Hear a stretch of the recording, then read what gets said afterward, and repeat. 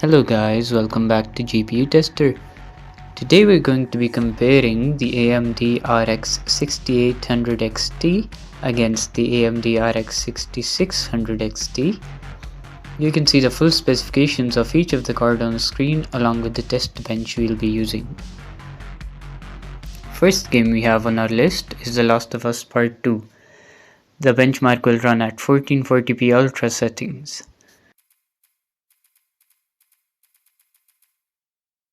So, looking at the benchmark, one thing we can see for certain is that you are getting more than twice the FPS on the 6800 XT compared to the 6600 XT. Although that does come at a much higher power draw. That's because both of these cards are based on the same architecture. Still, you're getting more than twice the FPS, so I think it's worth upgrading if you're thinking of it.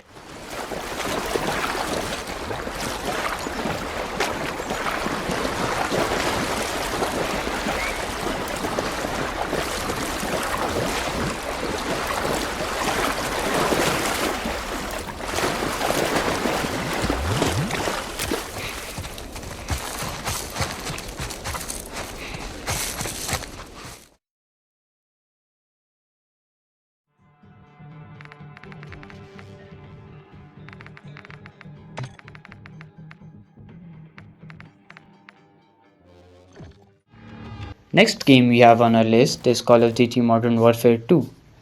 The same story continues here with the 6800 XT almost getting twice as much FPS as 6600 XT. However, one thing to note is that although the averages are pretty good on the 6600, the 1% lows and the 0.1% lows are pretty bad.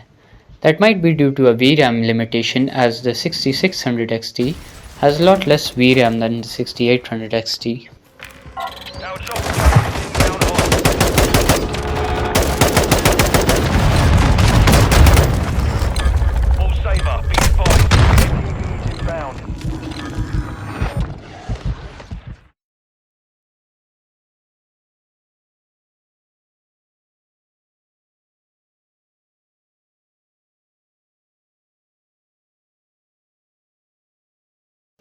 Moving on to Starfield, I don't have much to say, to be honest. Both of them have stable performance, and the 6800 XT is leading by about 100% margin, as it did with the previous two titles. You will be scanned as you enter the city. Please keep moving. Okay, no bounty. You're cleared.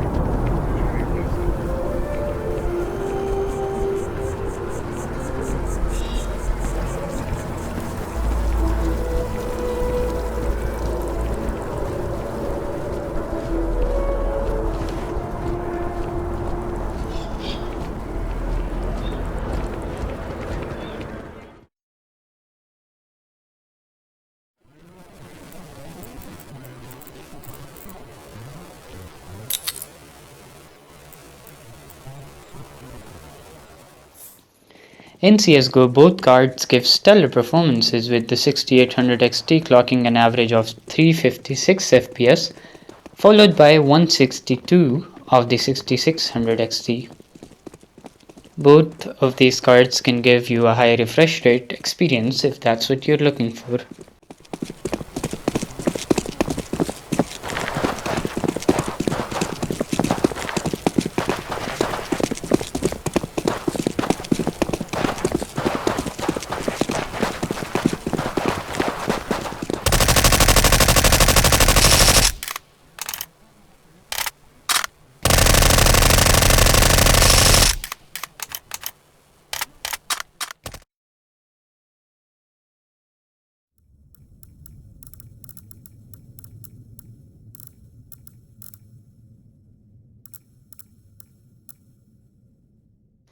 In Star Wars Jedi Survivor, the 6800 XT managed 60 plus FPS, which the 6600 XT failed to do so.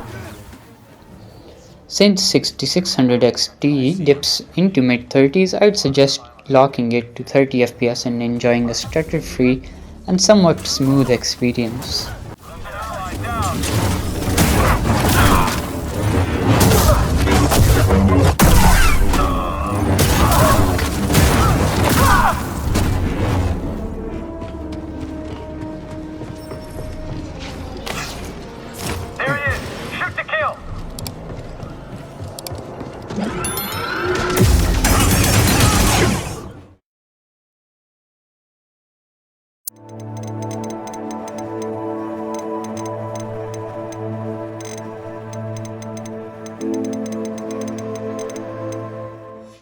Hogwarts Legacy is quite close to the 60 FPS mark on the 6600 XT, but misses nearly.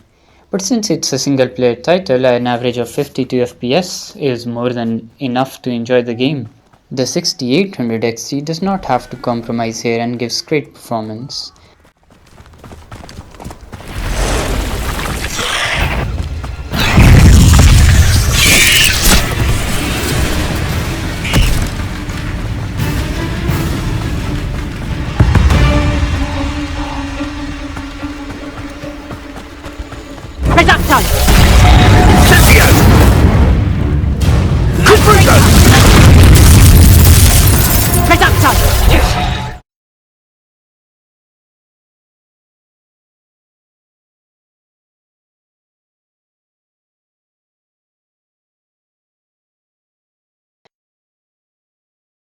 Next game on our list is A Plague Tale Requiem. For this game I have the same suggestion for 6600 XT owners, which is to cap your FPS at 30 for a more consistent experience. And although there are dips below 60 on the 6800 XT, they are negligible and should provide you with a pretty good and great experience. Good, that's a start. I should have known. Of course he doesn't go by his orders title publicly. We came by the florist earlier. It's somewhere around this marketplace.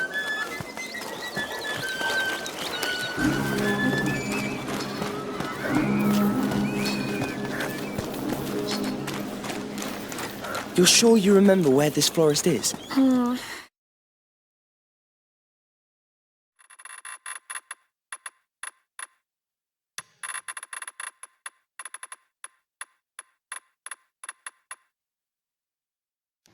Dying Light follows the same pattern with the 6800 XT pulling ahead by doubling the performance. However, one thing I must say is that if any 6600 XT owner is upgrading their GPU, you have to keep in mind that the 6800 XT requires a case with a pretty good airflow because it draws up to 280 watts of power.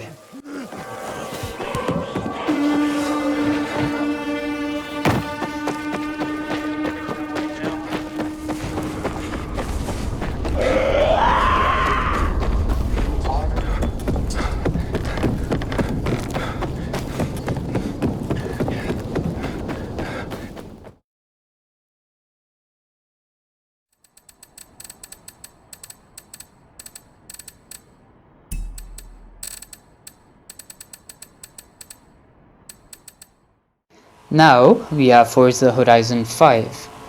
One surprising thing about this benchmark was the 1% lows on the 6800 XT. It's about the same as on the 6600 XT when it should be quite higher considering the averages are much higher. Apart from that, both GPUs ran the game flawlessly and it's just an amazing optimized game.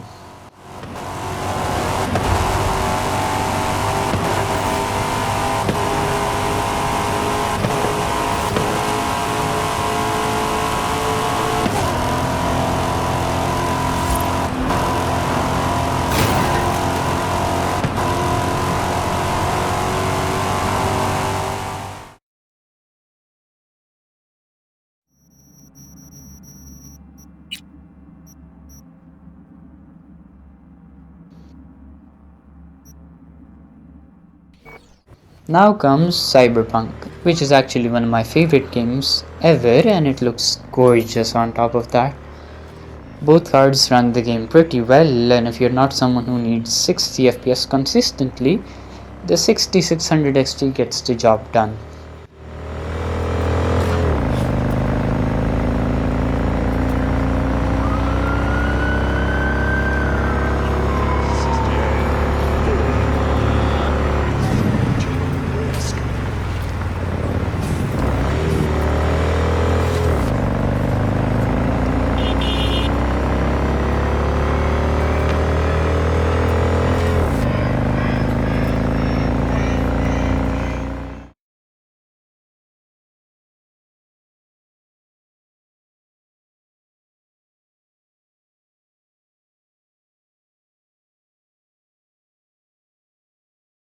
In Need for Speed Heat, the lead 6800 XT has over the 6600 XT gets a bit smaller to around 70%.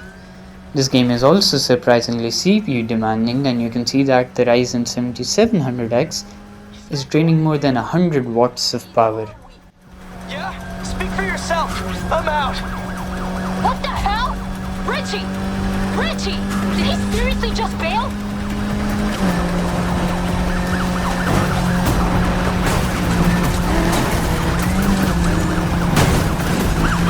Got him to my side, heading north through the city.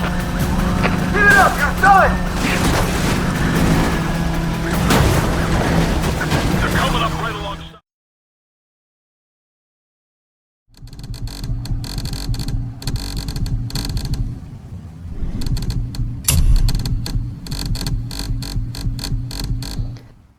With God of War, the 6800 XT reclaims its original lead of 100% over the 6600 XT, which, as you will see, it will lose again once we move on to Spider-Man.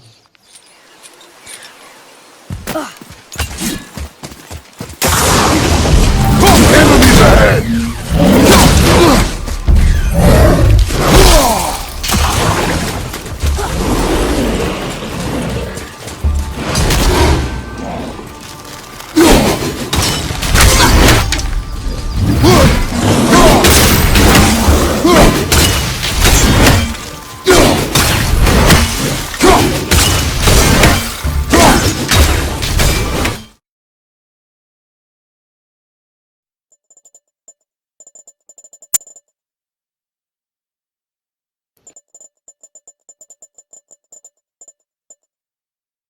Like I mentioned, in both the Spider-Man games, the lead is shortened again. However, the lead, I would say, is pretty substantial considering it's higher than 70%. It's not 100, but it's not lower either. This is Control. Where are we with Union Square? Armored patrol on the move. No sign of priority target. Lethal force authorized, Control.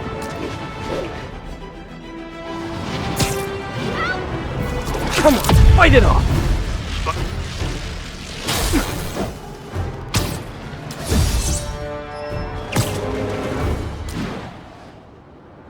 All units, prisoners are opening fire from stolen vehicles.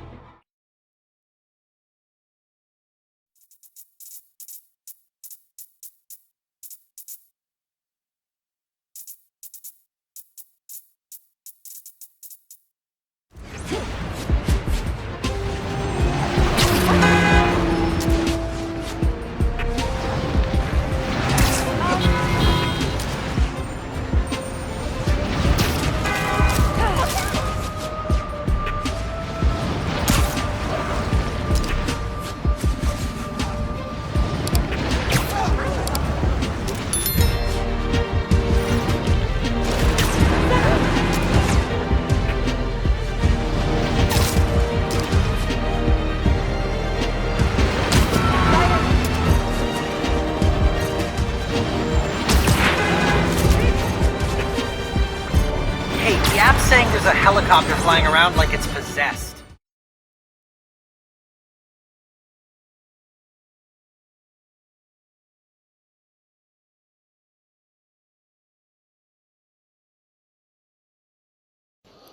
Uncharted Lost Legacy follows a similar pattern as the Spider-Man games, and the 6800 XT leads by around 70 to 80%. Fuck you! Thanks! Come on! You should have the disc. Yeah. Keep moving. Watch out! Oh, for the love of God!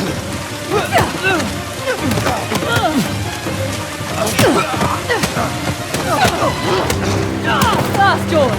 Bloody! Let's go! Whoa! Okay, I'm okay.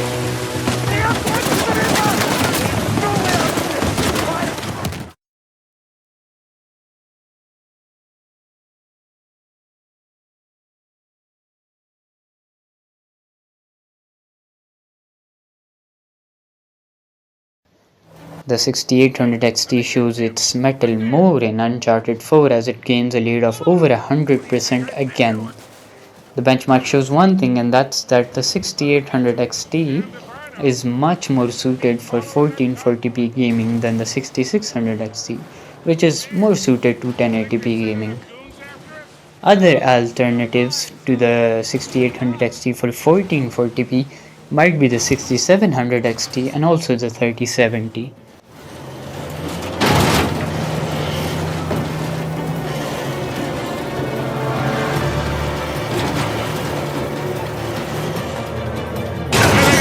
See any way to get to Sam? Not yet. We're running on the road.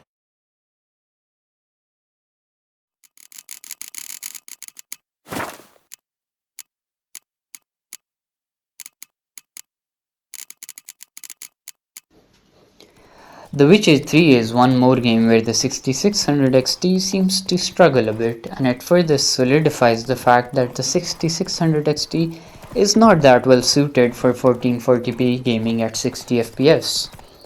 The 6800 XT manages to get 60 FPS most if not all of the time, and it's much more suited for it.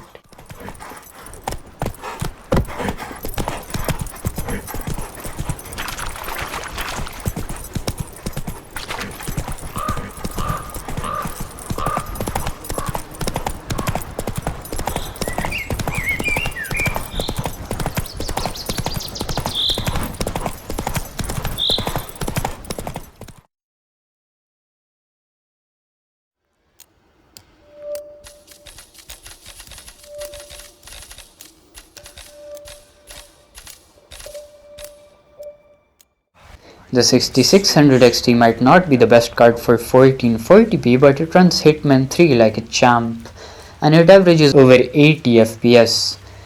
The 6800 XT, like we've seen countless times, doubles that and gets over 160 FPS. That flyer they started handing out to the homeless really got me going. Yeah.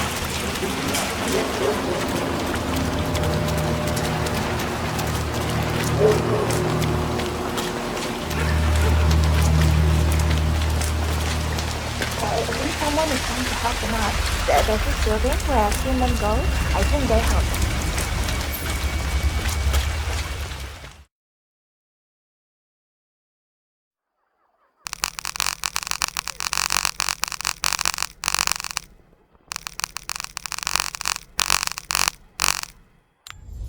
Shadow of the Tomb Raider is one more title where 1440p seems to not be a problem for the 6600 XT, as it manages an average of 78 led by 143 on the 6800 XT.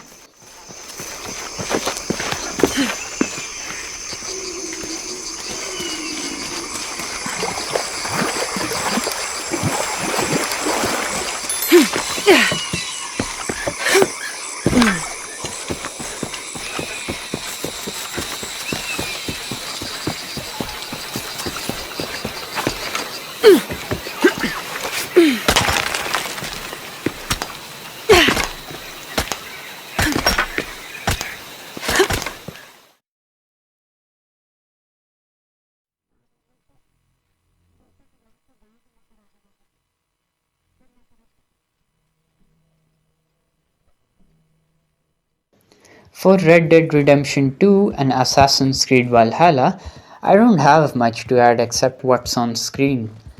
6600 XT gives acceptable performance and 6800 XT gives great performance. That pretty much sums it up. You fixing to get on the wrong side of me?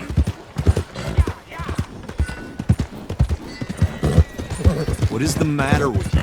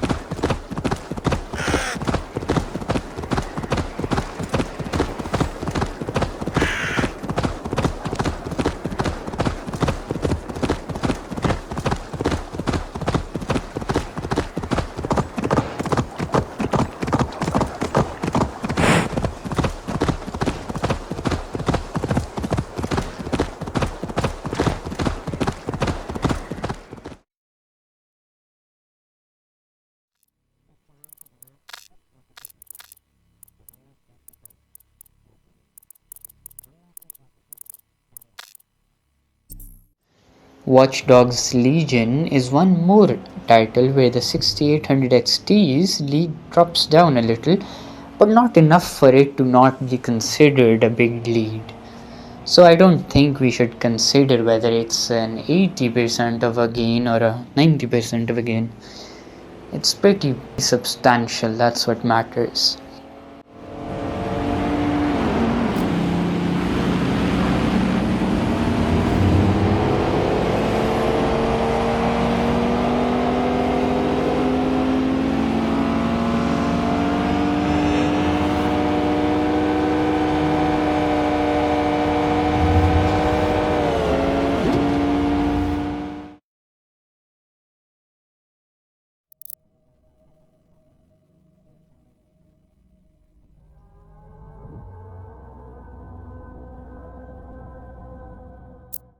Doom is a game I like to think can run on an actual potato because both of these cards pump out insane numbers.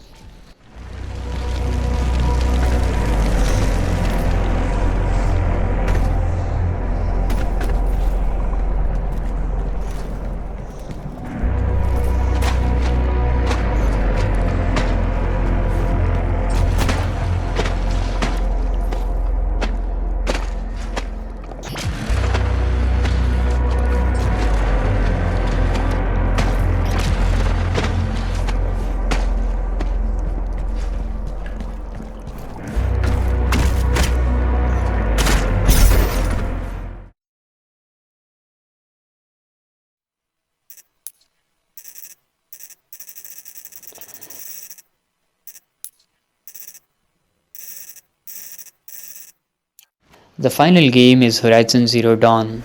This will wrap up our benchmark. My conclusion here is that a 6800 XT can be a very solid upgrade for anyone who owns a 6600 XT already. It gives you anywhere from 70 to 100% gain in performance at a pretty competitive price. Let me know your thoughts and feel free to ask questions in the comments below. I'll try to answer all of them. And do mention your thoughts about the benchmark. Thank you.